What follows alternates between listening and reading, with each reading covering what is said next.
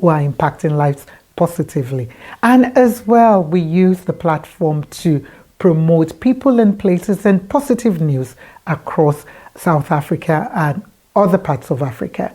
My name is Dr. Kemi Akeode Adebayo, also known as Dr. Mama K. And in today's program, we continue to celebrate South African Youth Month. It is on the 16th of June, but we use the month of June to celebrate our young people, which should even be every day. So we've decided to select 3 inspirational South African that we had a long conversation with. You need to check the YouTube to see our long conversation. So we're featuring them, just snippets of some of my discussions with them. And we're going to start with a young man who is doing amazing things in the art world. Mr. Wesley Bosch is the founder and CEO of the Rebel Dance Academy, which is based in an area called Bonteheuwel in Cape Town. And the title for a full-length program was called Chase Your Dreams, because I know that's what Wesley has been doing for so long. And he's a really, really young man, not up to 30 yet, still under 30. And we just want to show you this bit where I was asking him about what advice will he give to somebody, who has been bullied or is still being bullied, because sadly that is happening in our schools mostly, and he was a victim of being bullied himself. And as well, for him, how did he become a dancer, and how can you make a living through dancing? So enjoy.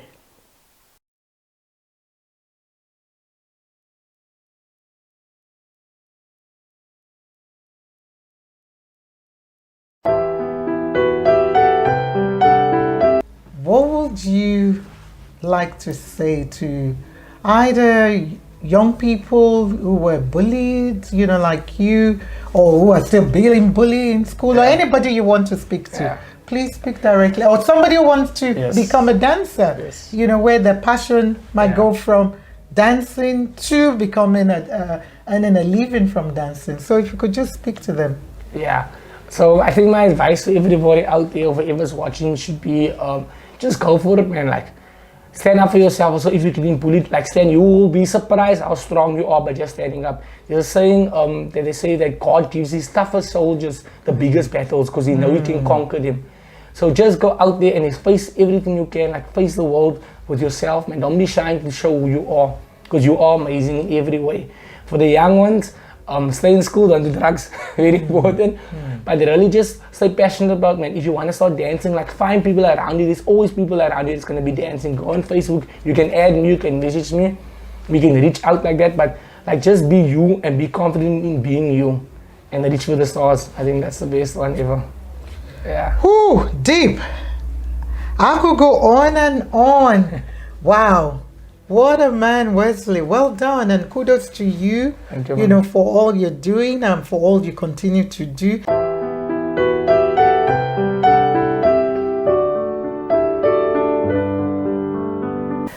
Yes, what an interesting conversation that was with Wesley, and thank you. Like you said, if you're being bullied, you need to stand up for yourself and be strong and not allow bullies, to have a right over your life. I know it's easier said than done, but we hope, if you're being bullied, please don't take it, lightly. Tell somebody, around you, your parents, your neighbor, so that they can help you, in terms of addressing that particular issue. And thank you, Wesley, what you said there about, dancing, that yes, you need to have a passion for dancing. You need to make sure you find other people who can guide you, which you are doing as well with a lot of young people. Well done, my bro, my son. Well done.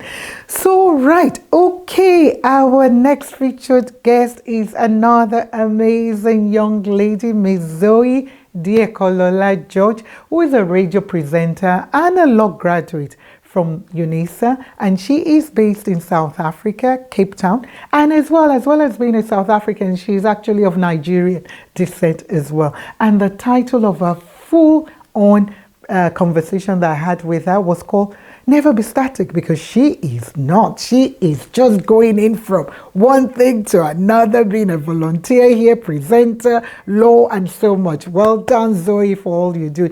And in this conversation, I was asking Zoe about what social issue, she was passionate about, and what are the solution, for it. Enjoy. Now, let me go to my kind of final question. What social issue for you that you're passionate about, out there? I'm sure there must be something, yes, that you're passionate about. But I don't want you to talk about the problem or the issue, but rather, what do you think as well are solutions? Because mostly it's all about solutions. If they're practical or not, it doesn't matter. So what issue are you passionate about? Be it an issue in South Africa, in Zimbabwe, Nigeria, anywhere, but in Africa, focusing on Africa. I think there are mainly three that are very passionate to me. The first one, which was the first one I became passionate about, was just mental health issues, which plague a lot of people, and they don't even know sometimes that that's the issue, because you can't always see a physical reaction because it affects their behavior. So I think the one way we can combat that is to educate more people about symptoms, encourage people to seek help when they have these problems, to change the stigma around people who have mental health disorders, because when there is that stigma, they do not go and seek help as much, but also when they seek help, they can seek help from someone who can actually help them and not just say it's all in your head. The next one would be issues against immigrants. Right. Xenophobia, racism, the violence that just generally happens, but also on an institutional level. This is something I noticed when I went to high school. A lot of my friends were also immigrants, and a lot of them had grown up in South Africa, basically as South Africans, but because of their identification, they couldn't get some of the same opportunities as some South Africans. So I feel like if we can lobby to get some help for them as well, like in terms of maybe schooling, a lot of them could not go to university despite the fact that they had the marks to go because of the affordability, but also you get held to a slightly higher standard as an immigrant, even though because I guess they assume that your schooling in another country is higher, even though you schooled with the same person. So to get some more institutional changes so that we're not being held back, that is another issue. And the last one, which is recent, but when I say recent, I mean within the past 3 years, it was always important to me, but it just became extremely important to me in the past 3 years, and that is femicides and violence against women and children. That I actually knew one of the girls that is when it became very serious to me. Not that it wasn't before, as I said, but to know that such a beautiful, kind girl that was well loved could die such a violent death protecting her grandfather, and I knew her personally. Was it the one in Paro? It was the one in Matresfontein, Jessie Hess. Okay. Yes, we were in from pre-primary school to high school. Yeah. So when that happened, I remember I wanted to do something. So I spoke to another lady in the radio station, and she was like, well, you have this platform, so you can use it. Yes. And that's when I started reaching out to some organizations, like in particular Fight Back SA. Right. We've spoken to them a couple of times. I'm very close to the owner, Nicole, and she comes on sometimes to talk about them. She also gave us some ideas for how we could change the system. Like, for example, I didn't know this, but oftentimes when a woman reports that she's been raped, they have to take a rape test, which is available at the police station.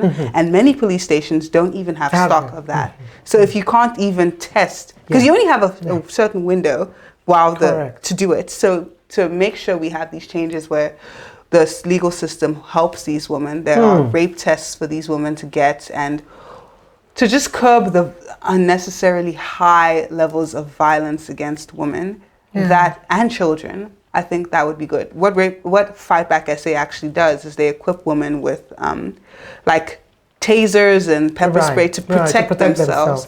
So to do things like that, more community efforts to protect women. Yeah, those three, they're big things, which we could even spend a whole program, on.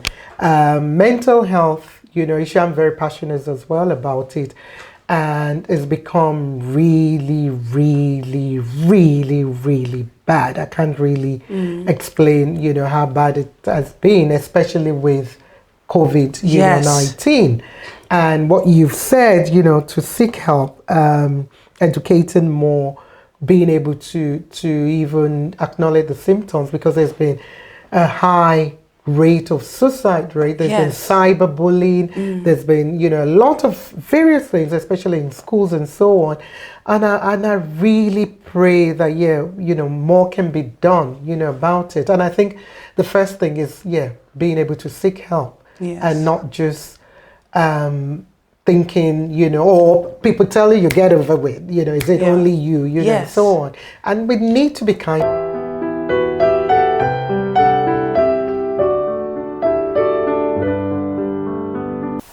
Yes, Zoe, there's so much, that needs to be done about gender-based violence, and a lot is being done already. And kudos, to all the organizations, individuals, and even the government, are doing a lot to try and address gender-based violence, which is so huge, in South Africa, in other parts of Africa, and around the world as well. And we keep, we can't stay static. We need to make sure, we keep doing something, about it. And thank you for sharing that story about the young lady who had died, some years back that you knew. And you use the power of radio to make sure, you have a voice for such, ladies. And may her soul continue to rest in peace. Thank you, Zoe. Okay, our final but not the least featured guest for today's Inspirational Young People for our Youth Month is Mr. Roche Gamiet. He's another young lad, son, brother, friend, inspirator, and a lot of things to so many other people, doing so much, in our community through his business, using business as a forum to put back in the community, coming from a background himself that there was so many challenges, and, he took this upon himself through, even his parents and grandparents and so on, to use business, as a way to address issues, and to put back in the community. He is the founder director of Yolk Media and Roche Group, which is based in Cape Town, South Africa. And the title of our full long chat was Learn About Yourself. And I know Roche is still learning about himself and still doing so much. I need to even catch up with him, of late, to find out where he is and what else he's been doing. So in this snippet, I was asking him about definition of success. What does success mean to him? Enjoy. What I want to ask is, what is the definition of success to you? In your own personal view. Yeah. In the beginning, I think the definition changes as we change as people, because it's something, close to us. So, for example, right now, success for me would be to retire my mom. But 5 years ago, success for me would be to make enough money to pay rent and X, Y, Z. So I think success changes as we go along. But the most important thing is that it brings you a sense of happiness and contentment. So I think success is beyond money. It's beyond possession. It's more so what you could do to help other people improve their lives, not only by giving them things, but giving them opportunities as well to help them improve themselves, in the sense of maybe giving them jobs, or introducing them to the right people, and coming back a year later and seeing what they've done. That to me is really rewarding, and I could say that I think I've had a taste of success, at least in my life, with having experienced things like that, and having passed on knowledge, and yeah. Right. So what would you say are some of the key steps to achieving success? Because like you said, and I found that really profound, the way you said it changes, which, to be honest, I don't think I've looked at it in that way as well. The way you said, maybe 5 years ago, paying your rent and, and things like that. So what are the key steps to achieving success that you will recommend? Yeah, I would say you need a blind sense of perseverance. Right. You need blind sense of perseverance. It sounds silly, but I like that. If 9 people are telling you it's not going to work, you need to believe it's going to work, regardless of what these people are saying to you. And sometimes, in all honesty, it's not going to work, but just for your peace of mind, you need to try it. You need to get out there. You need to do your best and take a shot. So I would say another thing is hard work and determination. Sorry. We'll be right back.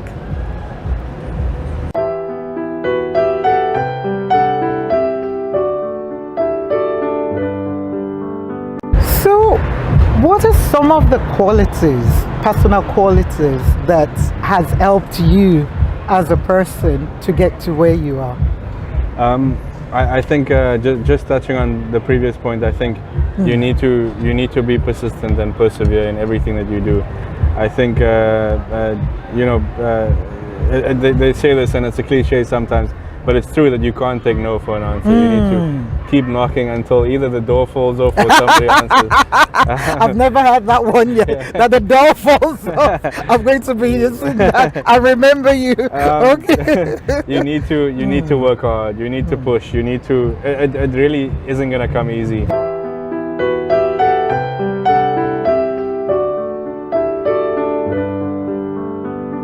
Yes, wise words from Roche there. I completely agree. I think it depends, being successful changes as you go along. So maybe you start initially being, success is about making money and, how much cars you have and so on. But as you go along, it's different meaning. And I completely agree with you. And, it goes beyond money, like you said, and as well, position, at the same time. And like you said, and I completely agree with you 100%, is what you can do to other people to improve their lives. And I believe a lot of people will probably, agree with you on that. But, being successful means so much to different people. And thank you for sharing that with us, Roche. We wish you and your business all the very, very best. Okay, that's all we've got time for today. There's just been so much in there, and we hope you've been inspired, you've been empowered, and as well, just to think, what else, what can you pick from some of what they've shared there that you can practice or just change as a young person or even an older person, even though we're celebrating our young people in this episode. So kudos to all our 3 inspirational youth of South Africa and of Nigerian descent. Thank you for all you're doing. We see you, we honor you. You know me, I love you, all 3, and I can't wait to revisit and see where you are since we last had the conversation we had. Well, that's all we've got time for today, and there's so many young people we still need to feature. I just can't believe it sometimes when I meet, young people who are doing amazing work, who are putting back, who are volunteering, who are doing things, who are making money to support their family and other communities. So thank you, for all you do. If you want to be featured, or if you want us to advertise your business or whatever, please, you've got the contact details we normally share at the end of the program. Reach out and let's connect. And till next time, this is Mama K saying, stay safe, stay blessed, love you all, keep impacting lives positively.